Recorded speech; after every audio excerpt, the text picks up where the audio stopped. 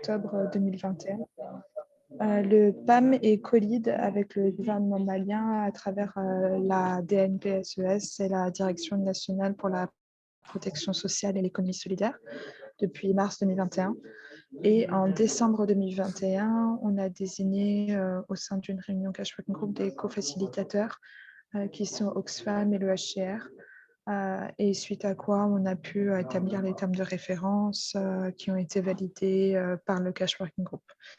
Donc, notre priorité du moment, c'est d'élaborer un panier de dépenses minimum au niveau national. Donc ça se fait au sein du Cash Working Group à travers l'intercluster. Donc, on a tenu une première réunion qui a été organisée en janvier avec les leads des clusters. On a pu valider des TDR, donc des termes de référence pour le MEB, et un chronogramme qui définit les étapes d'élaboration du MEB. Actuellement, les leads des clusters sont en train de former une task force MEB, donc un groupe restreint qui va assurer les étapes de l'élaboration du panier de dépenses minimum. Et les clusters sont en train de mener des réunions sectorielles pour identifier la composition du panier de besoins.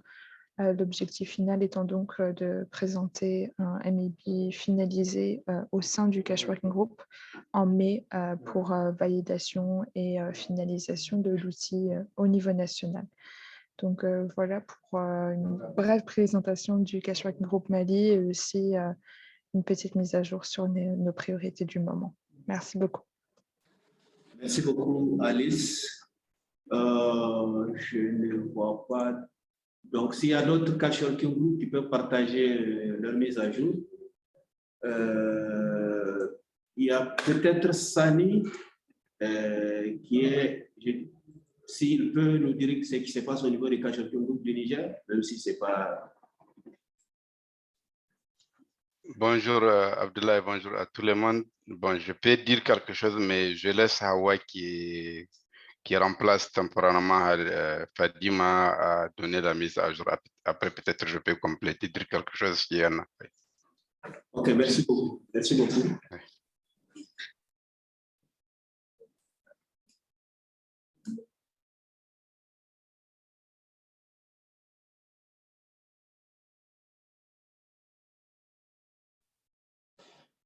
Elle est connectée? Oui, je l'ai vu tout à l'heure connecté, à moins que c'est un problème de connexion. Il y a assez du site, donc je ne sais pas. Hawa, bonjour. Ouais. Bon, visiblement, elle a peut-être des petits soucis de connexion. But I think we have Arnel from Nigeria. If it's possible for you to share with us the updates in Nigeria. Yes, sure. But it's are we going to start? Am I going to start the updates now? It's not there's not a lot, but right now we are in the finalization. Actually, it has already been approved by the Cash Working Group and by the ISCG, the new MEB for Nigeria. And I think we are in the finalization of the layout for this so that it will be shared in different websites. We are also doing an exercise that will start very soon for the standardization of the PDM tool for MPC. So those are the ones that is that is on our plate for the Cash Working Group, as well as the finalization as well of the Cash for Work scheme, payment scheme.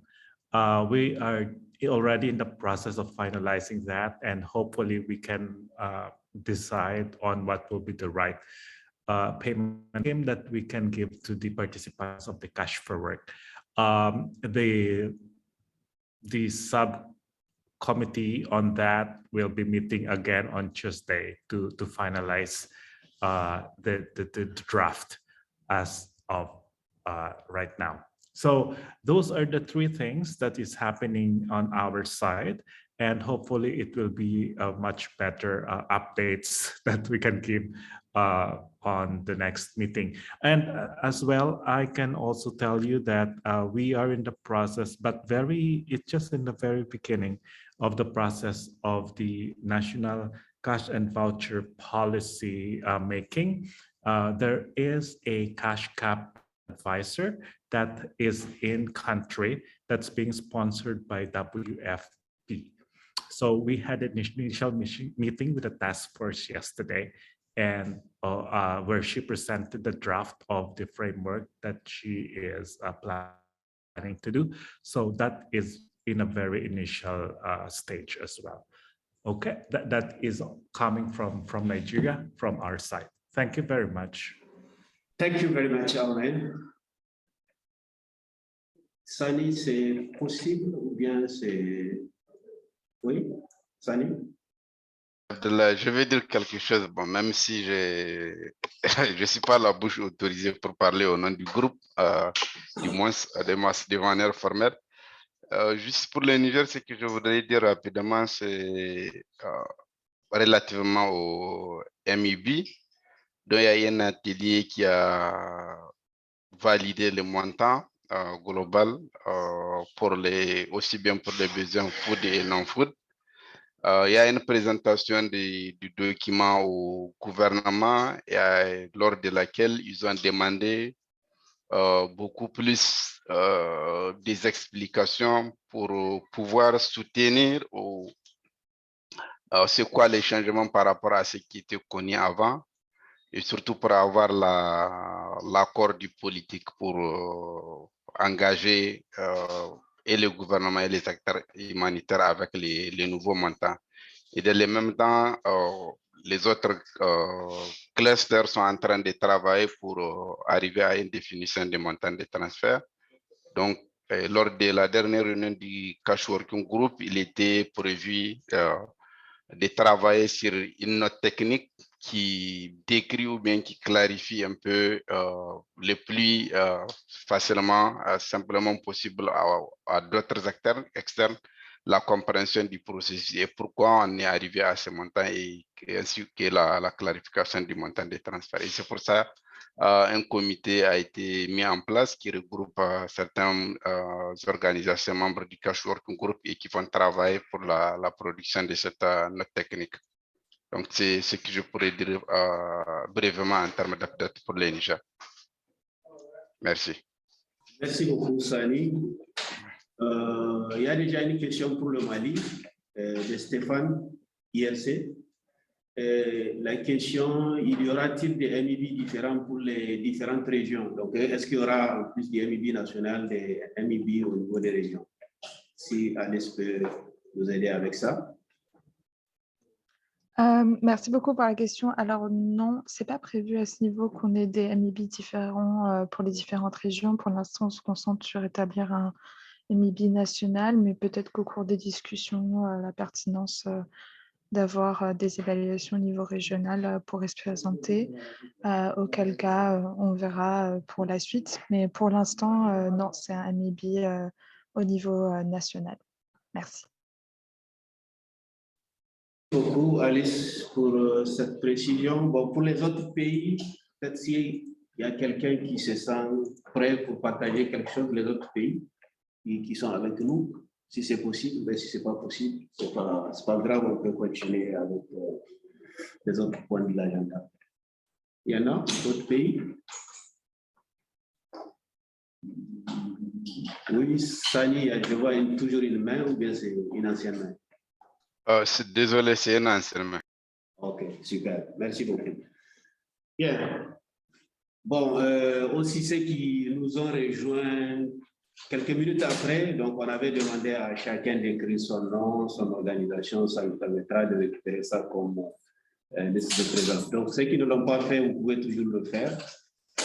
Nous allons continuer avec le prochain point de l'agenda, c'est une présentation du CAL, donc qui sera faite par Mirko, notre représentant régional.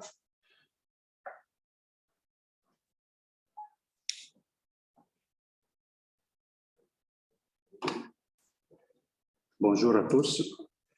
Alors, je partage un instant.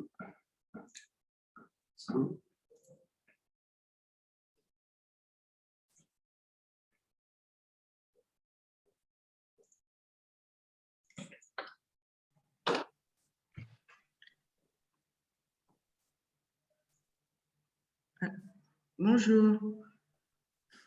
Bonjour. Ça va? C'est Halima. Désolée, ma connexion est un peu stable. Donc, je ne sais pas si vous m'entendez. Oui, on vous entend. OK, d'accord. Donc, moi, je me suis connectée en remplacement de Fadima. Vous avez posé une question, je voulais répondre, mais ma connexion est instable. Sur le MEP, c'est ça. Il y a normalement Léger qui est le point focal. Il me disait qu'il allait se connecter pour vous faire un point sur le MEP. Je ne sais pas si vous pouvez lui accorder du temps parce qu'il a beaucoup plus d'informations que moi. Ou je ne sais pas si Sani en a déjà parlé parce qu'à un moment donné, je n'entendais pas. Je ne sais pas si c'est la peine ou pas. Oui, s'il est disponible, il peut ajouter. Sani nous a déjà raconté quelque chose, mais s'il est disponible, oui. Est-ce qu'il est déjà disponible? OK, d'accord. Oui, je lui dirai parce qu'il a beaucoup plus de détails que moi. Je n'assiste pas à toutes leurs réunions, donc il m'a dit qu'il préfère lui-même faire la mise à jour. Donc, Okay. il va faire la mise à jour tout à l'heure, oui. OK. C'est maintenant ou vous voulez Merci. un peu plus tard? Oui, il me dit tout de suite qu'il va le faire. OK, allez-y. Est-ce qu'il n'est pas connecté? OK.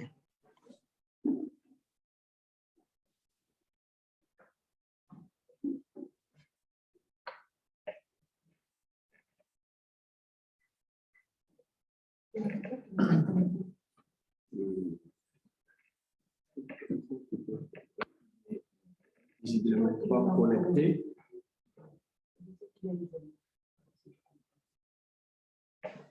Halima, visiblement, il n'est pas avec nous.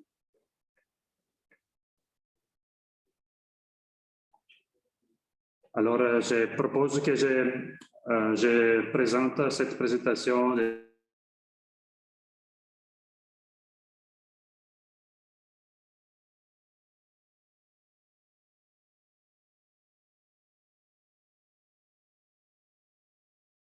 Bon, je ne sais pas, on peut continuer parce qu'il me dit qu'il préfère se connecter lui-même pour le faire, mais il a, on dirait aussi des soucis de connexion. Il va nous rejoindre tout à l'heure.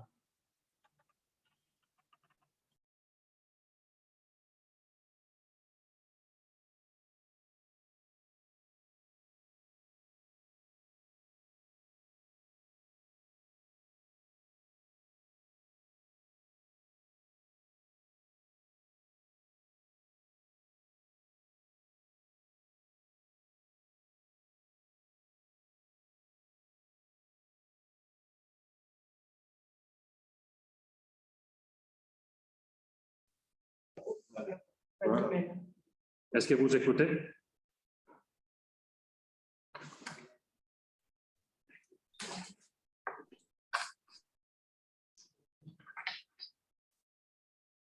Est-ce que ça vient ou pas? OK, alors je continue. Désolé pour cette interruption, problème technique. Alors, je vous disais, chaque année, moi j'écoute beaucoup d'écho. Est-ce que...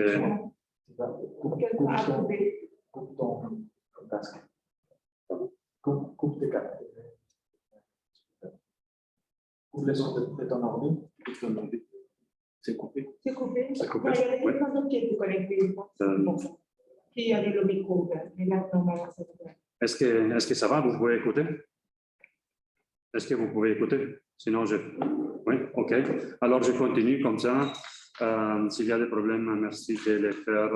Alors, les CALP, le but de cette présentation, c'est en même temps de vous présenter l'enquête qu'on a fait des perceptions. Je suis désolé pour les anglophones, on a décidé de faire cette présentation en français, mais dans le futur, on va voir comment on peut mettre en place des systèmes afin de pouvoir avoir peut-être une traduction automatique, simultanée, afin que aussi les anglophones puissent bien suivre.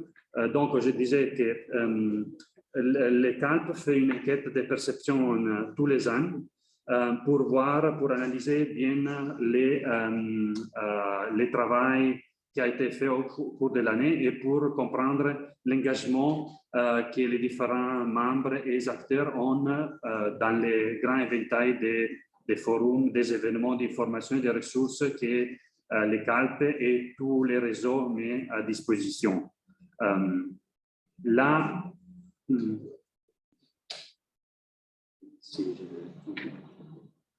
alors, on a eu 252 répondants au niveau global et parmi lesquels 72 étaient de la région de l'Afrique de l'Ouest et centrale. Comme vous pouvez voir, la grande majorité reste toujours des répondants des ONG internationales et on a eu quand même des répondants des ONG nationales, on a eu des répondants du mouvement Croix-Rouge, des Nations Unies et des membres, des consultants. Cette graphique nous fait voir de toute façon qu'il y a encore du travail à faire afin qu'il y ait plus d'inclusivité, notamment vis-à-vis des nations, des organismes locaux, du gouvernement, mais aussi des autres des systèmes des Nations Unies, etc. Là où on voudrait avoir un graphique un peu plus homogène avec les répondants. Quand on a posé la question si la coordination est plus efficace dans les discussions de transfert monétaire, on a vu que c'est effectivement la plupart des personnes ont bien confirmé que selon eux, au cours de l'année passée, la coordination a été plus efficace. Je voudrais souligner que cela n'est pas une activité du CALP, mais c'est une activité de tous les membres des groupes de coordination cash. Je remercie vous tous et tous les membres qui participent parce que la coordination est efficace si on participe de manière active. Je vais vous présenter un peu un certain nombre de questions et réponses qu'on a eues dans l'enquête. Et alors, quand on a demandé si les personnes ont participé au forum organisé par le CALP, on a eu les 77 personnes qui ont bien déclaré qui ont participé et que leurs connaissances ont été améliorées vis-à-vis des programmes de transfert monétaire. Donc, un résultat qu'on estime très positif. Après, on a voulu aussi savoir comment les informations qui ont été obtenues ont été utilisées. Et alors, comme on peut voir, les 55%, tout d'abord les 72% ont dit qu'effectivement, ils ont utilisé les informations qu'ils ont reçues avec les webinaires, avec les documents qui ont été produits, avec les différentes réunions. Les 55% ont dit qu'ils ont pu les utiliser dans le cadre de la progression globale des programmes avec des transferts monétaires. Et quand on dit transfert monétaire, bien évidemment, c'est du cash, mais aussi des coupons. Et les 51%, c'est dans le cadre de l'analyse des marchés. On est passé après à demander la coordination des transferts monétaires, l'application d'orientation et ou des outils CALP. Alors là, les 73% des personnes interrogées ont obtenu une amélioration significative dans la coordination des transferts monétaires. Et selon eux, cette amélioration a impacté positivement les programmes dans l'ensemble du cash. Et là encore, je pense que voilà, c'est un résultat qui est quand même positif, mais je pense qu'il nous devrait pousser à essayer de faire encore mieux tous ensemble, et c'est aussi le but de cette présentation, on verra à la fin, de voir comment aussi on essaie d'améliorer cette cadre, cette même réunion régionale de Cash Working Group. Quand on a demandé là où les produits là où ont été utilisés les produits produits par les CALP, on voit que voilà, les 46% ont dit que ça a été utilisé dans la coordination des transferts monétaires, les 40% dans les paiements électroniques, les 40% aussi dans la Covid. Bon, évidemment, l'année passée, on était encore en pleine période de Covid, et les 39% ont été utilisés en connexion ou en lien avec les transferts monétaires et la protection sociale, thématique qui revient de plus en plus intéressante. On a aussi posé des questions par rapport aux formations qu'on fait. Vous savez que les CALP s'engagent dans le passé, s'engagent toujours dans les formations des transferts monétaires. On a des paquets plus tard. Aussi, mon collègue Abdoulaye va aussi vous parler un peu plus par rapport aux activités de formation qu'on prévoit pour les mois à venir. Les obstacles majeurs pour la participation aux formations, on a vu que c'est le temps. C'était un peu surprenant pour nous parce qu'on prévoyait aussi qu'il y avait la plupart pour d'autres raisons. Mais c'est le temps, avec les 23% des répondants qui ont dit que le temps est l'obstacle le plus grand pour participer à cette formation. Mais il y a aussi d'autres ont rapporté aussi que les 14% des répondants ont répondu qu'ils n'étaient pas à connaissance des dates des formations. Donc ça, c'est un rappel à nous du CALP pour améliorer la communication, pour partager encore plus toutes les possibilités de formation qu'on a et pour essayer de mettre tout le monde dans la possibilité de pouvoir se candidater. Les 12% a quand même aussi dit que la complexité aussi c'est lié à la connexion Internet, et un 11% a souligné la question du coût, le coût de la formation.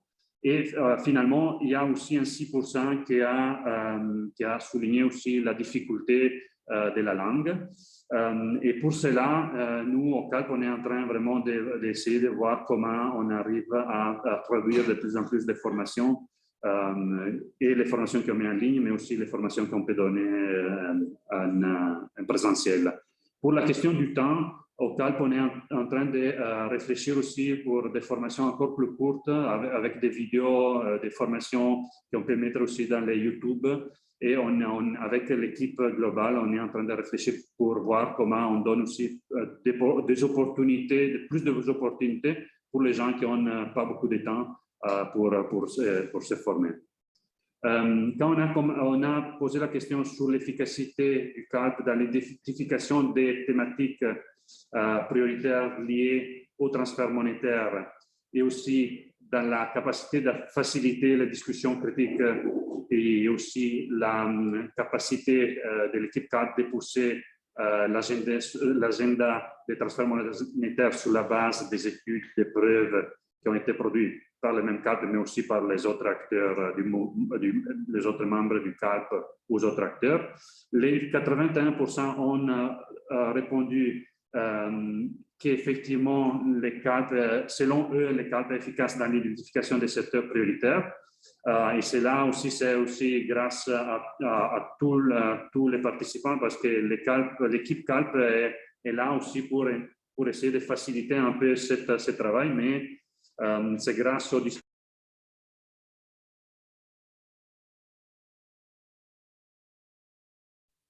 il y a une petite coupure à notre niveau. OK, alors on avance. Je vous étais en train de dire que voilà, les 91% des répondants a déclaré que CALP... Pardon? Tu dois relancer le partage. Donc...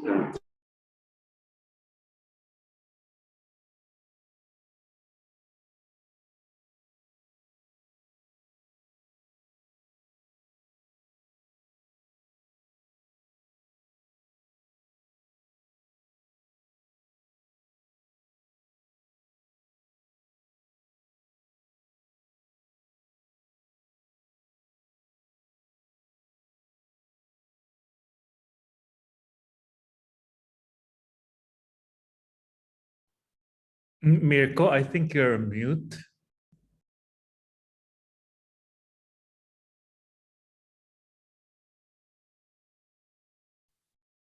Est-ce que je suis revenu? OK.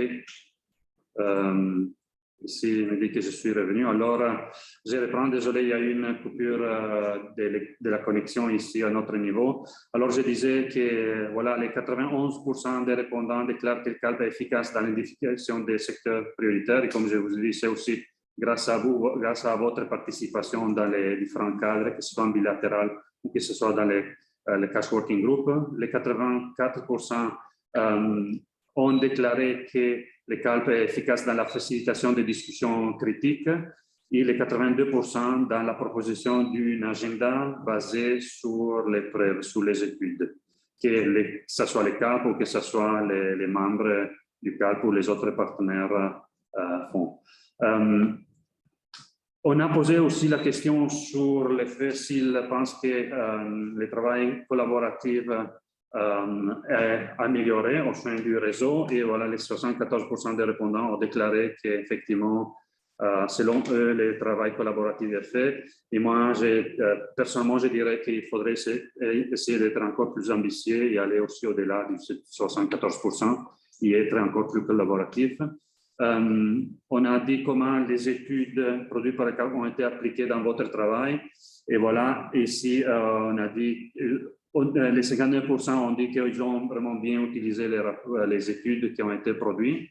Les 50% dans la conception du programme et les 30% ont dit aussi qu'ils ont utilisé les études dans les plaidoyers internes ou dans l'élaboration des SOP.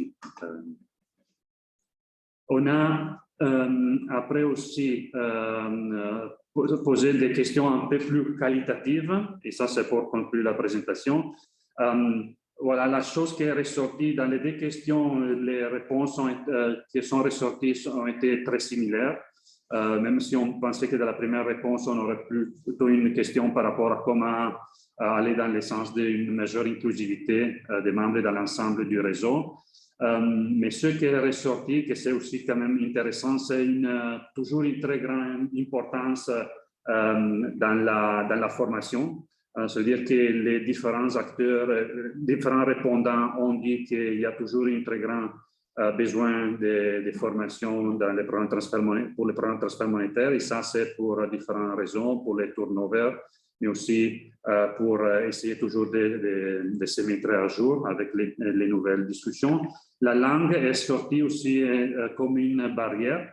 Donc, comme je vous avais dit tout à l'heure, on est en train déjà de réfléchir comment on peut aussi améliorer cette cadre, la réunion du cash working group régional, voir comment on peut éventuellement avoir une option aussi de traduction simultanée automatique pour permettre aussi aux collègues qui participent du Nigeria et du Cameroun, des fois, et aussi des collègues qui sont à l'international qui participent pour suivre le contexte de l'Afrique de l'Est et centrale, qui puissent participer et qui puissent se sentir aussi plus à l'aise dans la participation.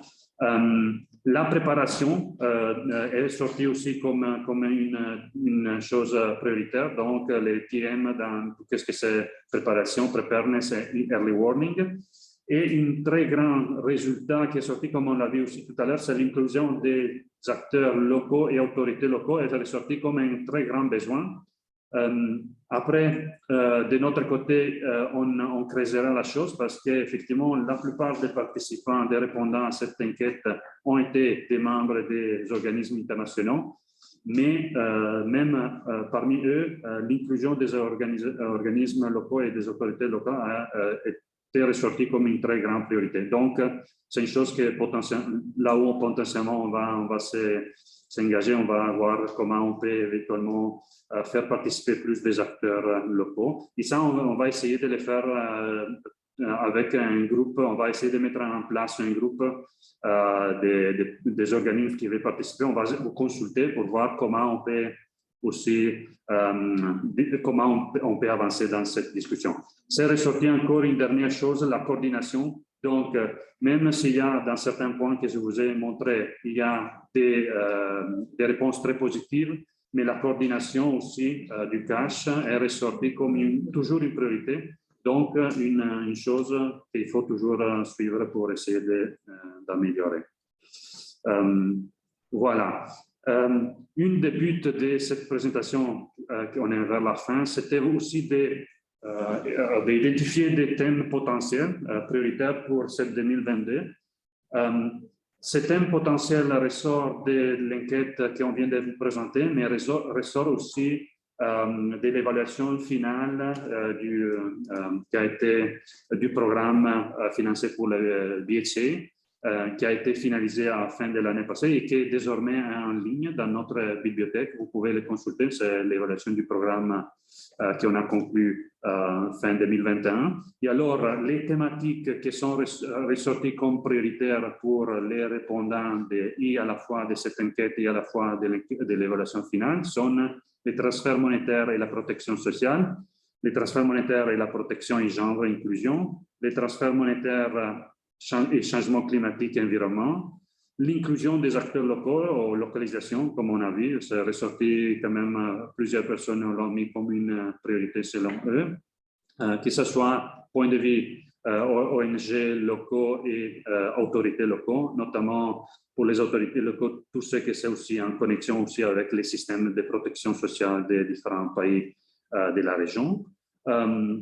Je pense que c'est ressorti aussi la protection des données, digitalisation, ça ressorti aussi avec les derniers événements avec des incidents sur la protection des données.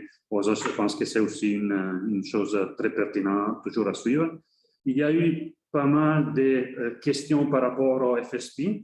Et alors, nous, du CALP, on s'est engagé vraiment à relancer les mappings de FSP au niveau régional. Ça a été fait en 2019. Et là aussi, comme pour l'inclusion des acteurs locaux, on va vous consulter pour voir comment éventuellement on peut remettre à jour les fichiers, voir s'il y a d'autres données qui peut-être sont intéressantes à récolter. Et après, on va essayer de consulter tous les différents acteurs, tous les différents cash working groups, afin qu'on puisse avoir cette mapping régionale et partager avec tous les acteurs intéressés.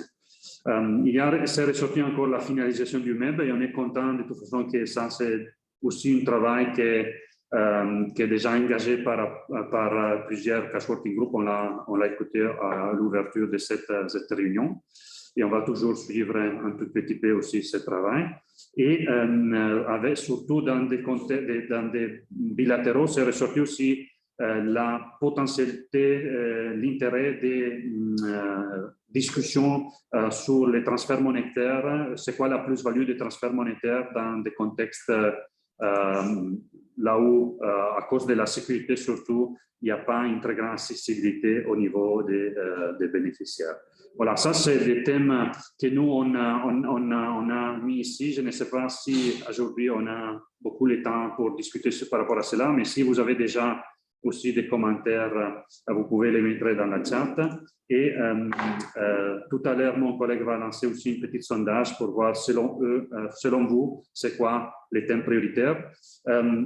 Nous, on vous propose d'utiliser ces thèmes prioritaires tout d'abord pour alimenter les cash working groups, c'est-à-dire pour commencer à partir de la réunion prochaine de donner du contenu selon les priorités sectorielles que vous avez, que vous exprimez. Et aussi, on est en train de réfléchir aussi avec mon collègue Abdoulaye, aussi avec d'autres membres partenaires, sur la possibilité éventuellement aussi de lancer aussi des COP, des Community of Practice, ou des groupes de travail sectoriels. Et si cela c'est intéressant, on peut aussi proposer de lancer des webinaires afin d'aller plus en détail dans certains secteurs spécifiques. Et on sait qu'il y a déjà plusieurs cadres, plusieurs groupes qui sont au niveau global. Vous pouvez trouver toutes les données aussi dans notre site web. Beaucoup de données, on peut les trouver dans les sites web. Mais on voudrait vraiment vous proposer aussi des choses au niveau régional parce qu'on sait qu'il y a des caractéristiques aussi de la région qui sont légèrement ou très différentes du contexte global. Donc, c'est pour cela qu'on voulait vous proposer aussi des COP au niveau régional. Mais là encore, on est vraiment à l'écoute de voir qu'est-ce que c'est utile aussi pour vous, parce que c'est pas pour nous qu'on le fait, on le fait vraiment pour la communauté dans l'ensemble. Voilà. Alors, si vous avez des questions, n'hésitez pas. Je pense que je peux conclure la présentation ici. N'hésitez pas à me contacter ou à contacter mon collègue Abdoulaye. Les deux Nos deux adresses sont là, ils sont aussi dans le site du CALP. Et si vous avez quelques questions, n'hésitez pas, on est toujours à votre écoute. À vous. Abdoulaye, je te passe la main. Ok, merci beaucoup, Mirko. Donc, pour faire suite à cette esquisse de thème prioritaire que nous vous proposons, mais quand même, nous voulons aussi voir où se recentre le plus d'intérêt par rapport à ces propositions que nous avons faites, des thèmes thématiques au niveau de la région. Donc, il y a un sondage qu'on vous propose. Il s'agira d'identifier 2 ou 3 priorités selon chacun de vous. Donc, ça nous permettra de voir quels sont les plus prioritaires par rapport à tous ces thèmes que nous avons proposés. Donc, je vais lancer le sondage tout à l'heure. Donc, on va vous laisser 1-2 minutes comme ça. Vous allez cocher 2 ou 3 priorités régionales. Donc, ce n'est pas nécessaire de choisir toutes les priorités, mais quand même celles que vous pensez que c'est important pour vous. Et le sondage, c'est en anglais et en français. Donc, même les participants qui sont anglophones aussi peuvent participer. So now I'm launching this pool to see, following the presentation by my colleague Mirko, which are the main topic priority in the region. So you have to choose among these 2 or 3 regional priorities topics so that we can see where is the most focused interest for the region. So you have 1 to 2 minutes to complete the polls, and then we will share the result with you. Thank you very much. And then you can see the polls is in French and English, so that everyone can complete the polls. So I'm now launching the polls.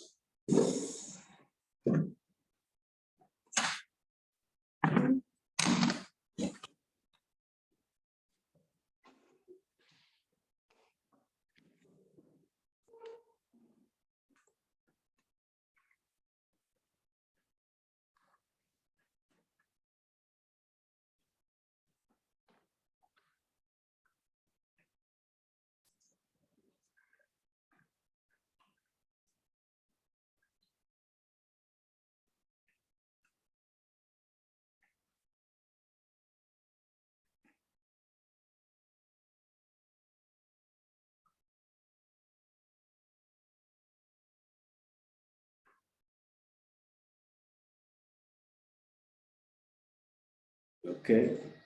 Nous sommes presque à la moitié un peu plus de la moitié.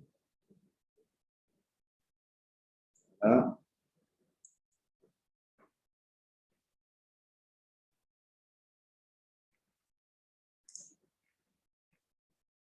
Donc, on vous laisse encore 30 secondes pour vous décider.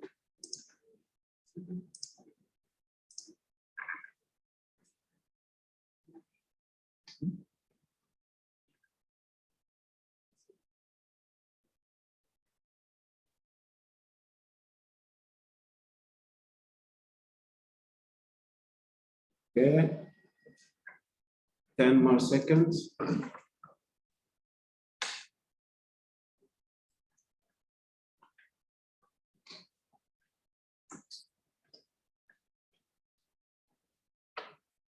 Bien, donc on va clôturer le sondage et je vais afficher les résultats. Donc voilà le résultat. Pour l'instant, on n'a pas vu d'autres qui ont coché autres. Donc tous vos votes étaient autour des thèmes que nous avons proposés. Avec, quand on regarde la domination, transfert monétaire et la protection sociale, la question de l'environnement et la finalisation du processus de MIB. Bon, les autres sont plus ou moins à des niveaux égaux, notamment la digitalisation, protection des données et prestataires de services financiers et inclusion des acteurs locaux. Donc, comme vous le voyez, il y a déjà une sorte de, ici dans cette audience, une sorte de concentration autour des thématiques que nous avons proposées. Mais comme vous le savez aussi, nous ne sommes pas obligés aussi de traiter toutes ces questions. Donc, nous allons aussi continuer les consultations pour pouvoir identifier vraiment les thèmes les plus prioritaires autour de toutes ces questions-là pour pouvoir mettre en place la communauté, les communautés, éventuellement les communautés de pratique. Alors,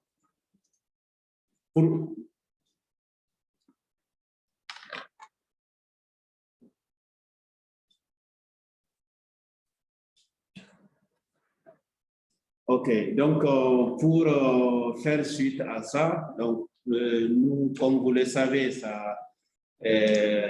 la première réunion du Cash-Working Group régional aujourd'hui de l'année 2022.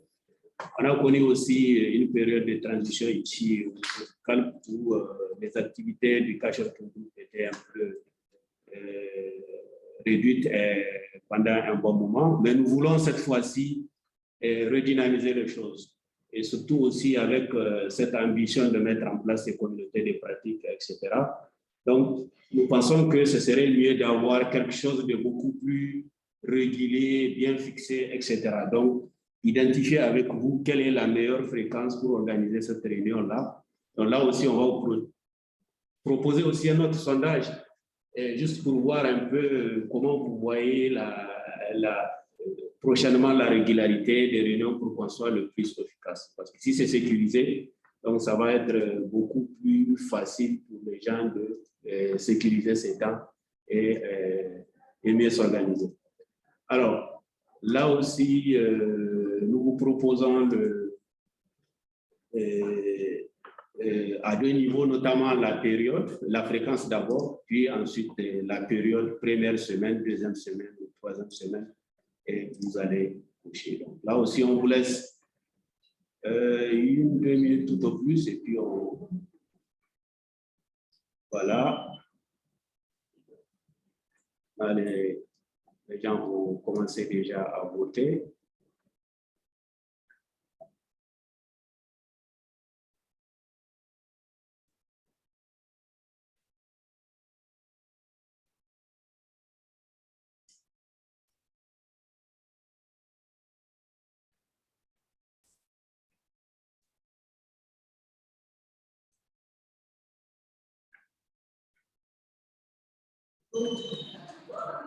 Merci beaucoup. Thank you very much, Gabriel.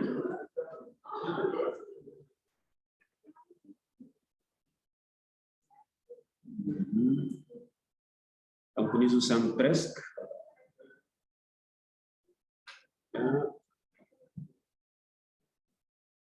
OK. 5 more seconds.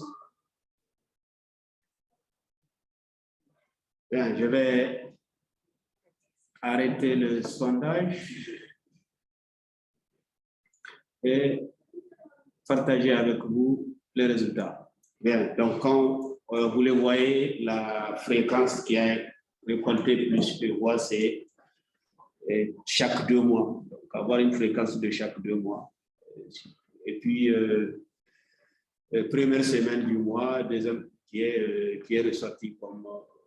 Donc, on va essayer de s'organiser comme ça, donc pour qu'à chaque fois, on sait quand ça va se passer. Mais comme vous le savez aussi, ça n'empêche pas les réunions ad hoc. Au besoin, on peut le faire. Mais ça, au moins, ça, c'est des réunions qui sont calées. Et puis après, on va... Parce qu'on a dit première semaine, mais il n'y a pas de date, il n'y a pas de... Ça va être lundi, mardi, mercredi, etc. Donc, tout ça, on va revenir là-dessus. On va vous faire une proposition par rapport à ça. Bien. Merci beaucoup pour votre participation à tous ces sondages. Donc, nous allons continuer directement avec la présentation de Rich. Est-ce que je peux demander à la présenter? Tu peux présenter, je ne peux pas. Ah, OK.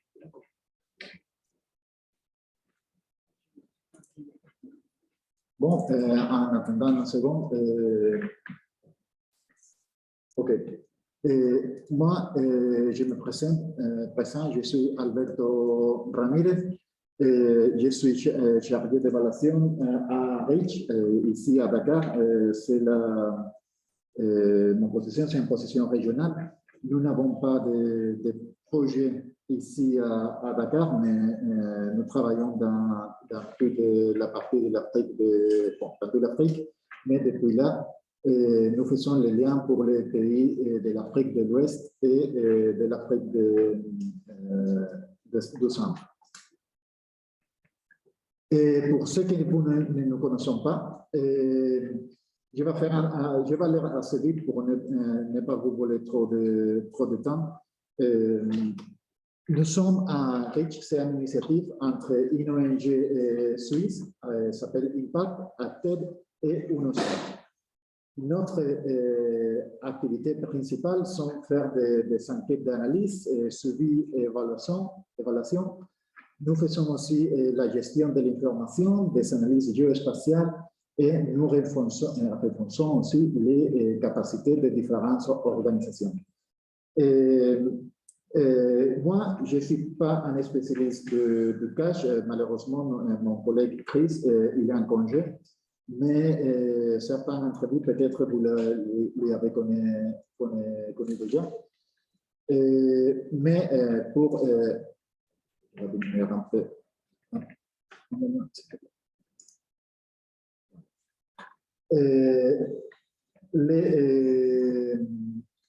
Comme je disais, l'objectif de REACH, c'est aider à prendre des décisions fondées sur des données probantes.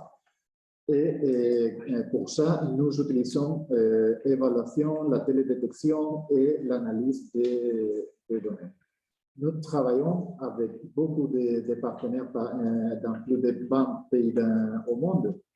Et nous travaillons tant avec des ONG comme des grosses agences UN ou des bailleurs.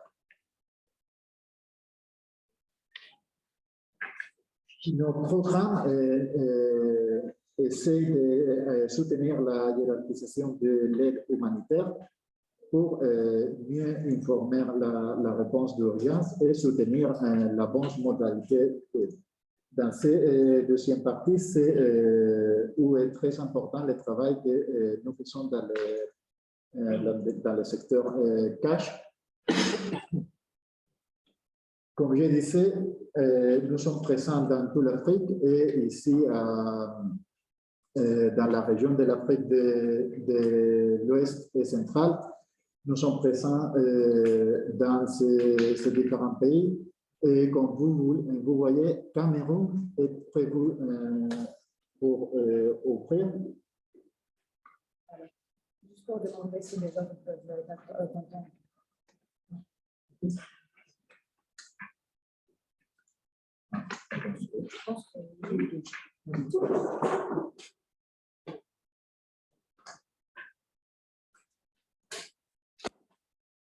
Est-ce que vous m'entendez ou vous ne m'entendez pas? Le micro est fermé. Oui. Le micro est fermé. Oui. Je pense que tout le monde m'entend. Oui. Ok, donc désolé pour les petits soucis. Je continue. Et comme je disais, nous sommes présents dans pas mal de pays de l'Afrique de l'Ouest et centrale. Nous avons prévu l'ouverture au Cameroun et pour l'instant, nous sommes dans l'Afrique de l'Ouest, présents au Mali, Burkina et Niger, et Nigeria, Tchad, République centrafricaine et RDC pour l'Afrique centrale.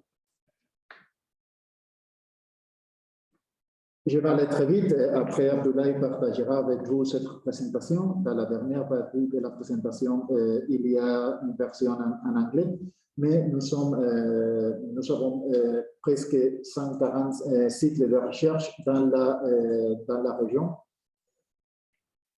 Et nous travaillons sur beaucoup de différents secteurs au pilier d'analyse, parmi eux les caches. Ici, vous pouvez voir de nos principaux cycles de recherche, nos principaux projets où nous sommes pour les caches et les analyses de marché. Nous sommes au Nigeria, Niger, la République centrafricaine et RDC. Et pour les caches, un peu pareil.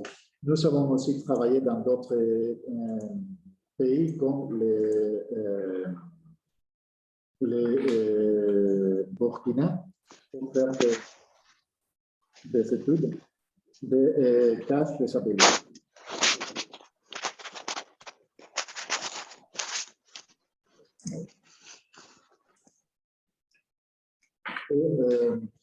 Donc, je vais me centrer dans la partie des projets cash. Et je suis sûr que vous, comme vous êtes des spécialistes, vous connaissez beaucoup mieux que moi ça, mais je vais faire un petit récap des types de projets que nous faisons. En cas que vous ne connaissez pas REACH, en cas que vous ne connaissez pas nos projets, je vous invite pour venir vers les collègues qui seront dans vos pays pour lui demander. Sinon, vous pouvez revenir vers moi. Mon email adresse, c'est dans le chat. Et je serai ravi de vous mettre en contact avec les spécialistes. Mais basiquement, le but de tous nos projets de cash et des analyses de marché, c'est aider à élaborer des programmes de différentes organisations. Comment nous faisons ça? Par exemple, dans la partie des transferts monétaires, nous sommes intéressés à savoir quelle est la meilleure façon de faire ce type de projet et quel est l'objectif, comment nous pouvons améliorer tous les différents projets de nos partenaires. Et pour ça, nous sommes intéressés à savoir si c'est meilleur, par exemple, l'aide en espèces ou d'avoir des bons d'achat, des vouchers. Aussi, nous sommes intéressés à évaluer la fonctionnalité et le fonctionnement des différents marchés locaux, les zones où les marchés fonctionnent où il n'y a pas de fonctionnement, et si les interventions sont mieux les faire en espèces ou en produit. Finalement, nous sommes intéressés à savoir si toutes les interventions des partenaires nous-mêmes ont contribué à rétablir le fonctionnement des marchés. Comme vous savez, il y a pas mal de lacunes d'informations dans ce type de projet. Et c'est là où REACH pense que nous avons un bon, nous pouvons aider beaucoup. Nous avons des cycles de recherche récurrents et des cycles de recherche ou de collecte de données exceptionnels. Les plus normaux pour nous sont les surveillances du marché multisectoriel, les initiatives spécialisées de suivi des marchés, par exemple avec le COVID-19, s'il y avait des restrictions, etc. Et les suivis post-distribution des différents programmes de transfert monétaire. Aussi, nous pouvons faire des études de faisabilité des projets en espèces, évaluation rapide des marchés, de différentes cartographies, bien des marchés, bien des chaînes d'approvisionnement, des analyses de la chaîne de valeur, des évaluations de la consommation de dépenses, évaluation du marché du travail, etc., etc. Je vous montrerai deux exemples, mais à la fin, je vous montrerai aussi les centres de ressources REACH et vous verrez que vous pouvez télécharger les différentes évaluations, vous pouvez télécharger toute l'information sur nos projets. Comme je vous ai dit, nous travaillons pas uniquement dans l'Afrique, mais dans d'autres pays du monde. Ici, dans la région, on a fait des produits, des analyses au Mali, Burkina et Niger, mais surtout nous travaillons dans la République centrafricaine, la République du Congo et le Nigeria.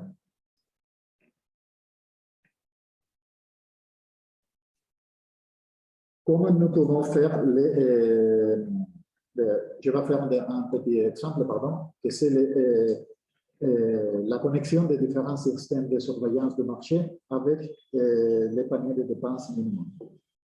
Ces initiatives conjointes de surveillance de marché, l'initiative conjointe de surveillance de marché, ça centre surtout pour produire des données sur les prix du marché, la fonctionnalité du marché et les coûts du panier de dépenses minimales. Comment nous faisons ça? On va dans plusieurs grandes villes d'une façon mensuelle. Et avec toute cette information, on fournit aux acteurs une compression de où les changements, les charges financières des ménages sont les plus élevées, mais aussi comment ils peuvent établir un lien entre cette information et les revenus au niveau des pauvretés et autres vulnérabilités dans tous les pays. Par exemple, dans la République centrafricaine, nous avons fait cette analyse. Il a commencé il y a l'année passée, si je ne me trompe pas, et comme je dis, c'est fait d'une façon mensuelle. Et vous savez, chaque mois, un fact sheet et chaque 2-3 mois, un rapport. Et dans ce type d'analyse, vous pouvez voir les différents sens que nous avons analysés avec une formation du prix médian de PMA et l'évolution du prix des différents produits selon les différents mois où nous avons fait l'analyse. Un deuxième exemple de produits que nous faisons, des analystes, c'est les études de marché qualitatives. L'idée, c'est d'explorer de manière plus approfondie le fonctionnement de différents marchés et des chaînes d'approvisionnement. Nous sommes intéressés à savoir les principales dynamiques limitant le fonctionnement des marchés, mais en évidence les signaux d'alarme potentiels pour mieux réagir, aider les secteurs humanitaires à mieux concevoir les programmes d'assistance en espèces aux coupons selon les besoins.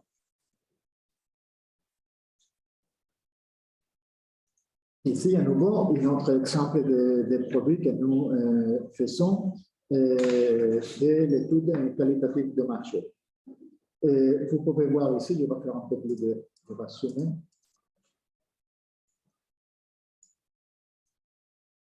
Ça, c'est pour la ville de Bangui, d'où viennent les différents produits que nous analysons, produits alimentaires, non alimentaires et d'autres produits, avec les résultats clés. D'accord? J'avance un peu plus vite parce que nous sommes en train de finir. Et finalement, nous faisons aussi des révisions périodiques les paniers de dépenses minimum pour améliorer nos études sur les différentes charges financières afin de faire de bonnes études et les mettre le plus souvent au lieu. Un autre exemple que je vais nommer, c'est la cartographie de marché. Ici, nous pouvons voir où il y a pour un produit en concret, où il y a des problèmes dans la chaîne de distribution et nous pouvons améliorer la réponse de différents projets en faisant des interventions là où bloque la chaîne d'approvisionnement. Ça, c'est un autre type de cartographie des marchés pour, dans ce cas, la production de pommes de terre. Et avec toutes les données que nous recueillons, nous faisons un suivi mensuel des valeurs des articles. Comme ça, nous avons une très bonne compréhension du marché de chaque région où nous faisons les études. Finalement, seulement pour les nommer, comme j'ai dit, nous avons très peu de temps, mais n'hésitez pas à me revenir. Nous faisons aussi d'autres types d'analyses, comme je dis, analyse de la pauvreté, par exemple, l'état de Libye, des études sur les envois de fonds, études sur des services financiers numériques, études sur des faisabilités des projets en espèces à DIFA, etc. Toute cette information, vous pouvez l'avoir dans le Rich Resource Center. Et là-bas, vous pouvez voir toutes les différentes études en chacun ici l'option cash. Je sais que ça a été très vite, mais si vous avez des questions, s'il vous plaît, n'hésitez pas à les poser, je serai là. Bien. Merci beaucoup, Alberto, pour cette présentation. Et comme il a dit, vous allez wait for our English-speaking colleague. The presentation is both in English and French, so that we'll be sharing this presentation with you, so that we can see what Alberto has shared with us during his presentation. Thank you very much. Merci beaucoup. Nous allons passer au prochain point, qui est les prochaines formations, certifications, etc. Alors, pour moi, je vais être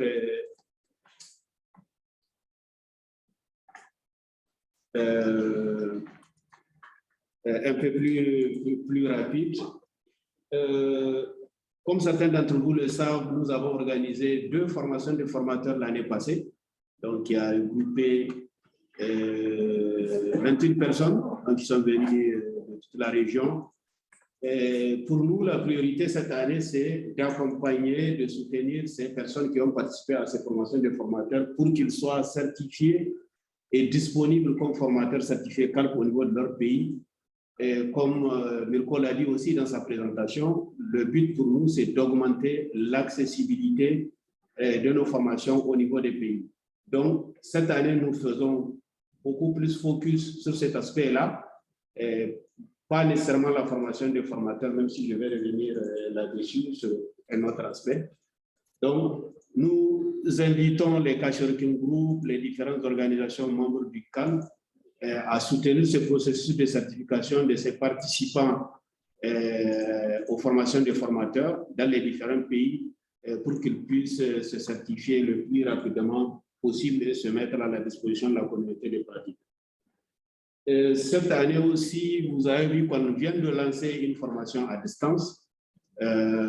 C'est un parcours d'apprentissage de 12 semaines, l'équivalent de 5 jours de formation. Et là aussi, comme nous l'avons déjà dit dans la présentation tout à l'heure, c'est toujours dans le souci d'accroître l'accessibilité à nos formations que le CALP avait travaillé en 2020 pour développer ce format en ligne des formats de formation qui étaient face à face avant. Et nous allons continuer à le faire. Et ce qui m'amène à vous parler aussi de la prochaine formation de formateurs en ligne, mais cette fois-ci pour les formations spécialisées, pas pour les formations standards. Et là, nous allons inviter les formateurs certifiés CALP. Ça sera en français, encore une fois, parce que il y a encore du gap au niveau des formateurs francophones. Parce que le problème, ce n'est pas qu'il y ait ces formations, ces formateurs au niveau de la région, mais qu'ils soient accessibles dans toutes les langues. Donc, pour les collègues anglophones, il y en a déjà plus que les francophones, nettement plus, même s'ils ne sont pas basés au niveau de la région, on peut les mobiliser pour venir faire des formations dans les pays. Donc, c'est au niveau de la communauté francophone qu'on constate qu'il existe toujours le gap et nous allons y travailler encore une fois cette année 2022. Donc, voilà ce que j'ai voulu vous partager pour que vous ayez une image de un peu quelle est notre ambition cette année par rapport aux formations et puis le processus de certification des participants de formation des formateurs de l'année passée. Bien, je pense que c'est bon pour moi.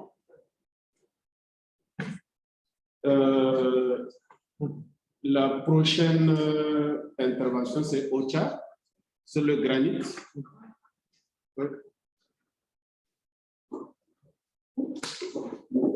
Ok. Merci. Merci Abdoulaye. Je ne sais pas s'ils m'entendent ou pas. J'ai fermé mon micro. C'est bon? OK, super. Donc,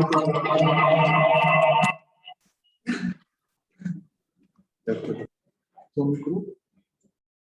Allô? C'est bon, OK. Voilà, donc merci. Bon, je m'en vais rapidement vous présenter quelques éléments, à savoir le granit,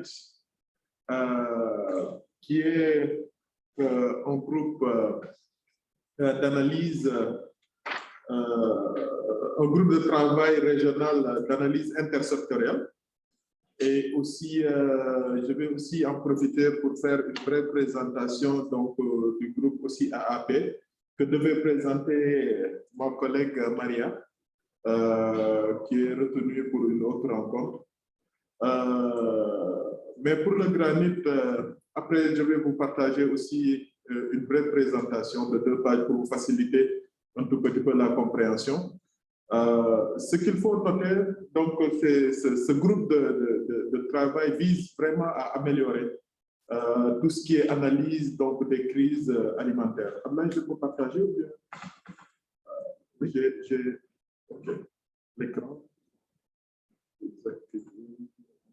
Ah, OK, donc c'est... OK, voilà. Donc, c'est vraiment pour améliorer l'analyse des crises humanitaires donc, en cours dans les pays de l'Afrique de l'Ouest et du Centre, qui est notre zone donc, disons, d'intervention. J'ai oublié de me présenter, je me nomme Baïkantien, donc je suis à Ocha comme humanitarian affaires officer, je viens de rejoindre l'équipe et je suis aussi dans ce groupe-là de Granit. Ce qu'il faut noter aussi, on vient juste de terminer la réunion.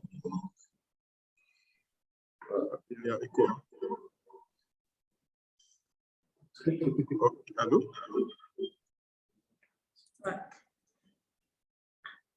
C'est bon? OK. OK, donc on a tenu une rencontre la dernière semaine, à savoir le 8 février, sur le granit.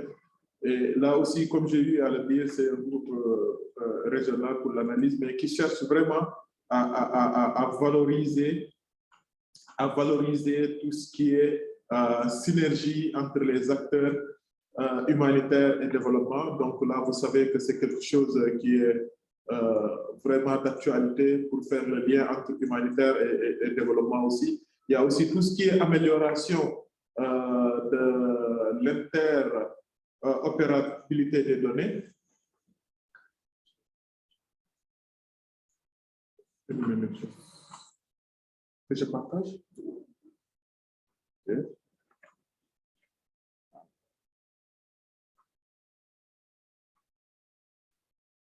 OK, donc là, je partage l'écran. Donc, c'est la présentation dont je vous parlais. Et aussi un troisième point qui est aussi la promotion donc, de convergence des cadres d'analyse. Ce qu'il faut noter là-bas à ce niveau, donc on cherche vraiment à avoir des données d'analyse au niveau donc, de la région pour permettre aux communautés de praticiens donc, vraiment de mieux valoriser les analyses, de mieux avoir, donc, disons, des inputs pour faire des analyses qu'il faut au niveau de la région et servir cela au niveau donc, de la communauté. Donc là, c'est pour nous aider aussi dans tout ce qui est gestion de données, dans tout ce qui est aussi prise de décision par rapport à une zone donnée. Par exemple, ça peut être des données du Niger, par exemple, à analyser pour nous permettre, au niveau de l'intersecteur, avoir des éléments d'appréciation aussi pour prise de décision. Ça peut même aller jusqu'au niveau de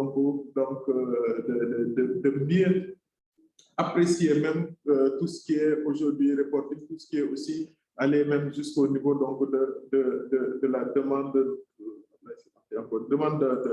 de fonds au niveau donc, des bailleurs. Mais Il faut noter, c'est bon? Bon, je vais présenter ça, il n'y a pas de souci. Après, je vais vous partager tout ce qui est, comment on appelle ça, documentation. Et là, lors de la dernière réunion, ce qui a été vraiment noté par rapport à la réalisation pour ce groupe-là depuis, donc il faut noter qu'il y a des réunions régulières qui sont menées. Il y a aussi la mise en place de l'environnement numérique de travail avec la mise en place d'une chaîne Slack pour nous permettre donc là-bas aussi d'échanger entre les membres de l'équipe ou bien du groupe, disons, du noyau, parce qu'aussi, il y a différents groupes, il y a le noyau donc, qui gère tout ce qui est aujourd'hui, donc, disons, réflexion autour de ce granit. Il y a aussi l'utilisation de bureaux pour la rédaction de documents qui a été aussi réalisée et la mise en place d'un processus de collecte, parce que, comme vous le savez, l'essentiel, c'est d'avoir des données d'appréciation pour l'utiliser. Et là, à ce niveau, il faut vraiment un processus de collecte. Donc là aussi, le groupe a travaillé là-dessus. Et tout ce qui est aussi document récapitulatif par rapport donc, à la phase pilote, parce qu'il y avait une phase pilote. Et il y a aussi une petite présentation de 2 pages pour vous permettre de comprendre facilement. Donc là, je vais partager cela. Donc pour le moment, vraiment, nous sommes à notre 2e réunion et on se projette donc de tenir la prochaine et la communauté donc, sera informée à ce niveau. Mais notez en résumé, donc vraiment c'est le groupe de travail régional pour l'analyse donc intersectorielle. En ce qui concerne l'AAP que ma collègue devait présenter, c'est l'Accountability Affected Population, qui est un groupe de travail sur tout ce qui est aujourd'hui redevabilité. Et là, à ce niveau aussi, il y a des discussions au niveau régional sur la nécessité d'avoir un mécanisme sur place, donc au niveau de la région, mais aussi ce qui est basé sur les acquis au niveau des expériences. Et là, à ce niveau, il y a un groupe de noyaux aussi qui est constitué. Et les TDR aussi de ce groupe sont déjà disponibles. Le co-lead, il faut noter, donc c'est IRC et le lead aussi c'est OTIA, comme aussi au niveau donc, du grade. Et là aussi, par rapport à la communauté de praticiens, donc, il y a tout ce qui est l'opérationnel qui est recherché, donc c'est-à-dire répondre aussi aux besoins des pays, mais aussi des organisations sur tout ce qui est élément aussi aujourd'hui de redevabilité. Il y a aussi tout ce qui est transmissibilité donc, par rapport à ces différentes donc, disons, informations sur la redevabilité. Ce qu'il faut noter par rapport au cash, les 2 éléments, à savoir même pour le granit et aussi pour la AIP, il y a aussi cette relation-là aussi de transversalité donc du cash qui dénote aussi un besoin donc, de prendre de pouvoir, donc, disons, faire remonter aujourd'hui à travers le cadre tout ce qui est information, donc aujourd'hui d'appréciation, que ce soit sur la redevabilité, sur les populations qui sont affectées, mais aussi sur les analyses qui ont été faites de manière vraiment beaucoup plus poussée par rapport à l'intersecteur pour aider à la prise donc, de décision afin que la communauté, donc, disons, de praticiens puisse participer et apporter aujourd'hui des solutions par rapport à nos différentes contraintes. Donc, rapidement, voici ce que je voulais vous présenter. Donc, disons, vous mettre au parfum si vous n'avez pas l'information. Et les différents éléments seront partagés aussi avec Abdullah et Mirko. Voilà, merci. Merci beaucoup, Mbaye, pour ces 2 présentations du granit et puis du groupe AAP. Donc, comme vous l'avez vu, c'est vraiment pour des analyses beaucoup plus holistiques, pas au-delà du caractère sectoriel, mais le groupe va aider à des analyses multi-pays ou des contextes spécifiques, etc. Donc, c'est vraiment, comme il a dit, un outil qui va aider à la prise des décisions. Merci beaucoup pour cette présentation et désolé encore pour les soucis techniques que nous avons eus tout au long de cette réunion. Je n'ai rien vu dans les divers, donc et là on a couvert tous les points qui sont dans l'agenda. Voilà, donc comme il n'y a pas vraiment d'autres points à discuter, je propose qu'on termine la réunion ici. Vous? Oui, oui, Abdoulaye, juste dire que voilà, d'ici la semaine prochaine, on va partager aussi les comptes rendus de la réunion avec toutes les présentations qu'on a fait. Et voilà, et alors déjà la semaine prochaine, on va vous indiquer aussi la date pour la prochaine réunion. Comme ça, cette fois-ci, on va commencer à s'organiser un peu mieux, vu qu'on va recommencer avec une fréquence probablement chaque 2 mois, comme la majorité a souhaité. Mais on va déjà vous communiquer la date, comme ça vous pouvez déjà la mettre dans votre agenda. Bien, merci beaucoup et à bientôt. Merci beaucoup à tous pour la participation et désolé aussi pour les retards qu'on a eu. Merci beaucoup. Bonne journée à tous. Merci.